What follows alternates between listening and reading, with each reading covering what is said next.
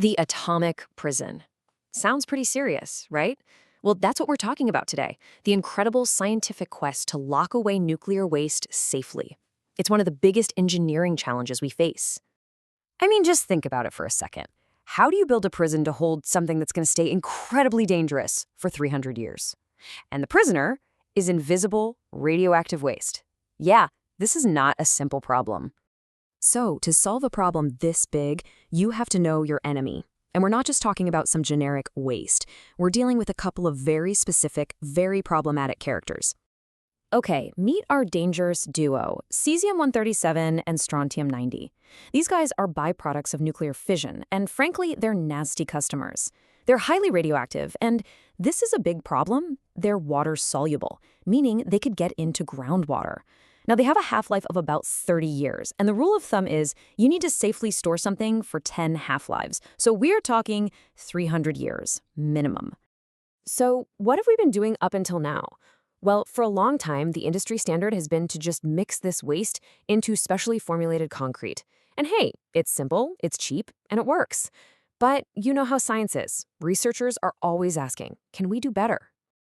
And the answer is a resounding yes. A major upgrade is on the way. Scientists are developing a whole new class of materials that act less like a simple box and more like a high-tech molecular cage. This really shows the leap forward we're talking about. On the left, you've got your traditional concrete. It gets the job done, but it can be porous, letting tiny bits of material leach out over time. But on the right, advanced geopolymers. These are a whole different animal. They're way more durable, and here's the key. They don't just surround the waste, they chemically bind to it. So, what in the world is a geopolymer? The best way to think of it is like a synthetic man-made rock. But on the inside, at an atomic level, its structure is kind of like a sponge. It has all these perfectly shaped little pockets that are designed to grab onto those cesium and strontium ions and just not let go. It locks them in place. Okay, so that all sounds fantastic in theory, but how does it actually perform in the real world? Well, a recent study out of the UK put these new materials to the test. Now, before we get to the results, you've got to know how they grade this stuff. It's called the leachability index, or LE. All you need to know is that the industry minimum standard is a score of 6. The higher the number, the better the material is at keeping the bad stuff locked up. All right, here's the raw data from their 35-day test. On the left is strontium, on the right is cesium. These graphs basically show how much of each element managed to escape over hundreds of hours. And in a test like this, a flat line is a beautiful thing. It means nothing's getting out. So let's translate that into a score. For cesium, the geopolymer got a leachability index of over 13. Remember, the minimum pass is a 6. This is more than double the industry standard. An absolutely awesome result. But then you look at strontium, an incredible score of over 18. I mean, that is just phenomenal performance. It shows this material is ridiculously good at trapping strontium.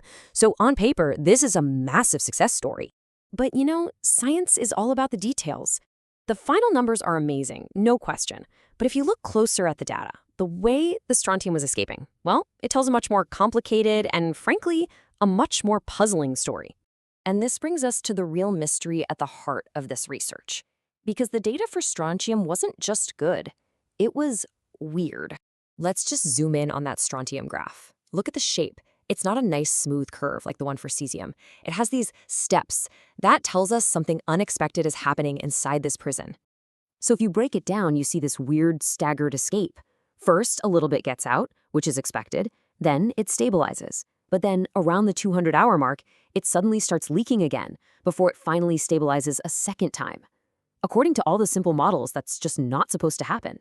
And this strange behavior led the researchers to a huge realization, which you can see right here in their own words.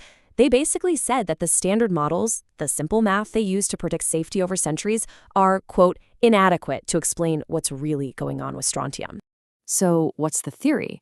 Well, scientists think the geopolymer itself might be changing internally over time. It starts out as a kind of amorphous gel, but it might be slowly crystallizing.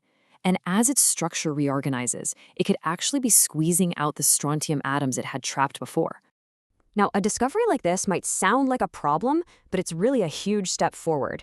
And this type of research isn't happening in a vacuum. This is part of a global effort to design the next generation of nuclear safety.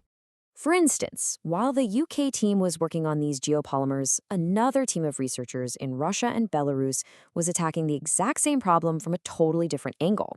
Their goal was to create a dense, stable ceramic. Their method sounds like something out of a sci-fi movie. It's called spark plasma sintering. They take white clay, mix it with strontium, and then they blast it with intense pressure and powerful electrical pulses. The whole thing heats up to over 1,000 degrees Celsius in just a few minutes, forming an incredibly tough ceramic that locks the strontium right into its crystal structure. And the results? Just as impressive. After sitting in water for 30 days, a tiny, tiny fraction, just 0.62% of the strontium had managed to escape. This just goes to show that there are multiple, highly effective ways to build these atomic prisons. And that brings us right back to that weird, staggered release of the strontium. That puzzle wasn't a failure. Not at all. It was a critical scientific discovery. It revealed the messy, complex reality of how these materials actually behave over time. And understanding those unexpected details is exactly what's needed to build safety models that we can truly trust for centuries to come.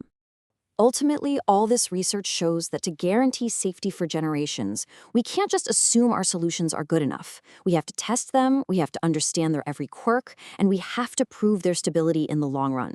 Which leaves us with maybe the ultimate engineering challenge of our time. How do we build a prison that can truly last forever?